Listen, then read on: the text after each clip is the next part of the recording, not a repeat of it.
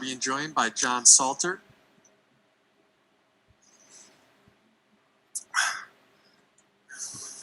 Thank you very much. It was a tough one.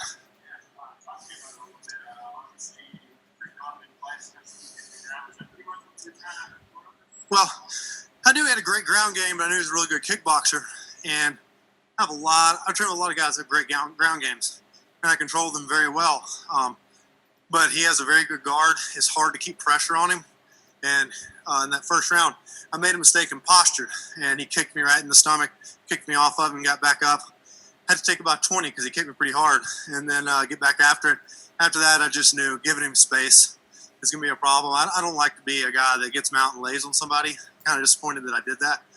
But he's a good grappler, and keeping him there was tough, and there was no guarantee to win on the feet. I knew there's guaranteed win on the ground.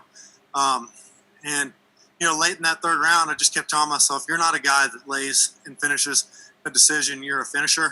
And so I just kept inching to that arm triangle. And I'd been disappointed with myself if I didn't finish him, and I had to get that finish.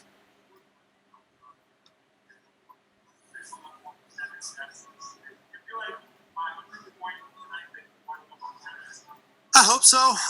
Like I said, I'm not thrilled with my performance for the first and second round, but I did what I had to do. But at the end of the day, I finished a very good fighter, and I think that should put me right there. We've got limitations on who can get in the country, so I think it only makes sense that me and Lima fight for that vacant title. And I talked to Scott Coker yesterday, and he kind of mentioned that they were hoping to keep the Mousasi Lima fight intact. Would you be willing to wait for the winner of that, or would you want to stay active and take another fight like this? It's whatever Bellator wants me to do right now. I feel good. I'm not hurt. I got a little cut I got to get over. That's not going to take long. I'll be back in the gym hitting pads and stuff this week. So I'm ready for whatever. Obviously, the title is the main thing on my horizon. That's what I want. That's what my eye's on. But whatever's next is next. So you said you were disappointed with yourself in the first and second round. I mean, what would you have done differently?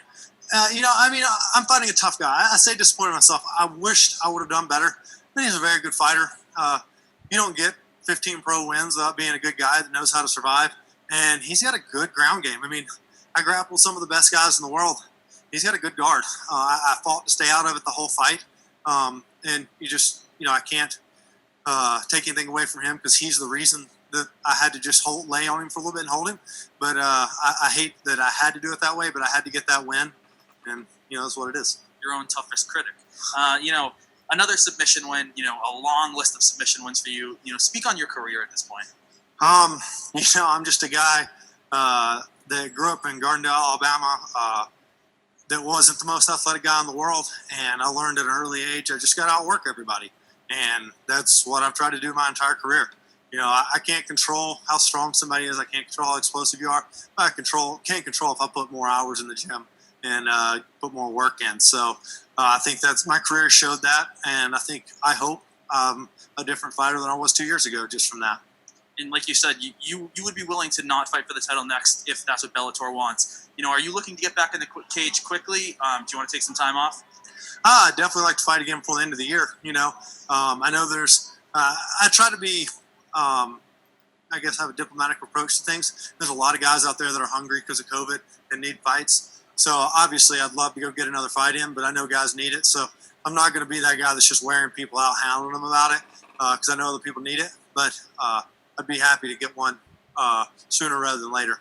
And Scott Coker was sitting cage side. I mean, do you feel that you did enough for that title shot for that big? First of all, Scott, thank you so much for putting these fights on. I know it's a hard time. A lot of sports haven't started back. It means a lot to me and my family that you went through what it takes to put this fight on and run such a great show. So thank you for that. And then on top of that, I think there's no reason Lima and I don't fight for that title before the end of the year. I know Lima's hungry and wants to fight. I want to fight, and we'll put on a good show. Our next question will come from the line of Kevin Verghese. Kevin, your line is now live. Hey, John, congrats on a dominating victory. One of the key questions, with the arena being quiet, recently people have been able to hear the commentators.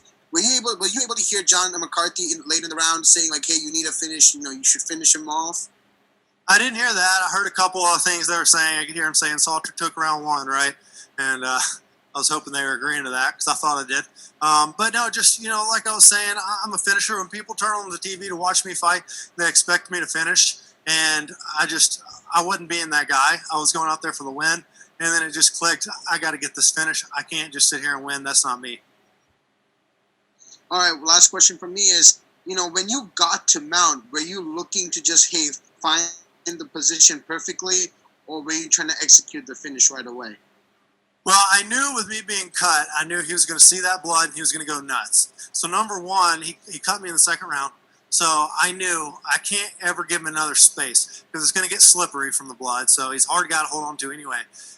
So that really led a lot to me just holding on there for a little bit, because I knew with the cut I had to be smart and not let that get all over him and him get slippery.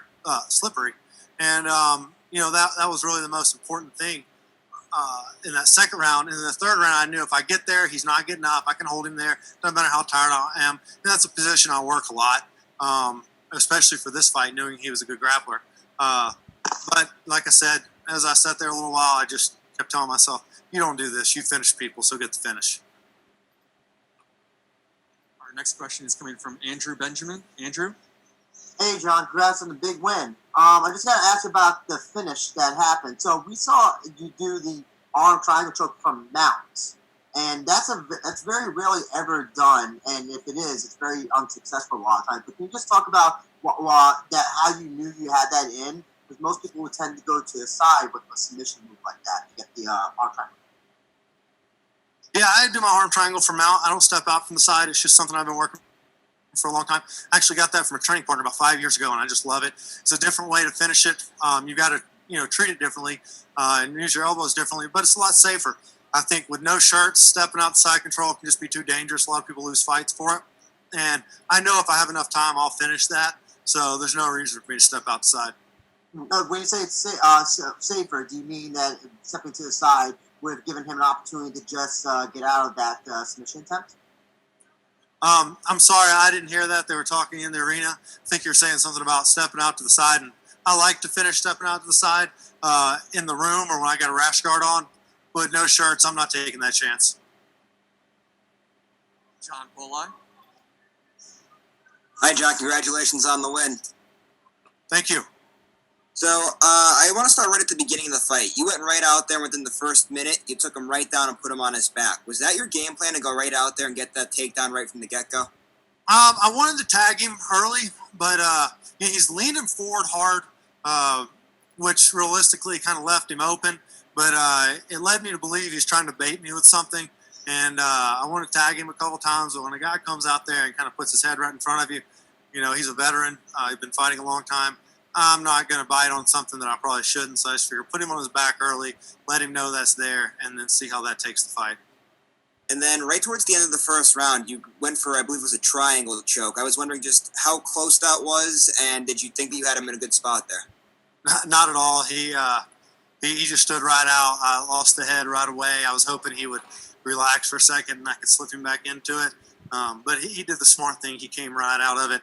And it was more just trying to hold on to him to look for a sweep when he popped out. And that's what I had to do. Last question here, Randall Folks. Great finish, John. You've now had 9 fights in Bellator, 8 wins, only losing to Rafael Lovato. You now have 3 wins in a row. If you don't get that title shot next, who would you like? Is there a name you have in mind? There's a lot of guys on the roster.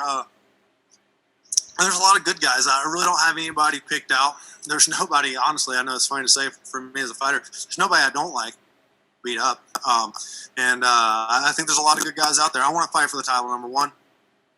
But there's nobody in particular. It really comes down to what Bellator wants me to do. Now, hypothetically speaking, let's say they do rebook Lima and Musasi.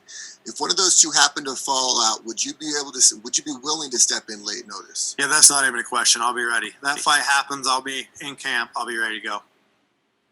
All right. Thank you, John. Congratulations. Thank you, guys.